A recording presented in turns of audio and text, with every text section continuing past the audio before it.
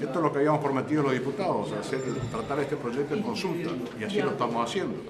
Estuvieron la gente de Liberar Patrimonio del Correntino dando su explicación en una hora.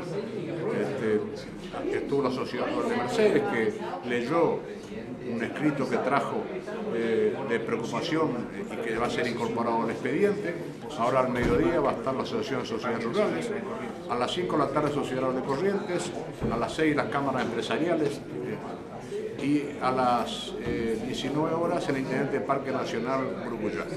Todo esto en consulta. Nosotros los diputados lo que estamos haciendo es escuchar, anotar las preocupaciones, sobre todo para que después en el trabajo de comisiones podamos volcar estas preocupaciones y analizar en el contexto del proyecto lo que puede significar la ley del Parque Nacional, la 22.351, lo que puede significar el decreto 1440 con respecto a la reserva de Liberá, la ley provincial de reserva de Liberá. Así que en todo este contexto nos sirve muchísimo que haya una libre opinión de las distintas instituciones con respecto a este proyecto de ley.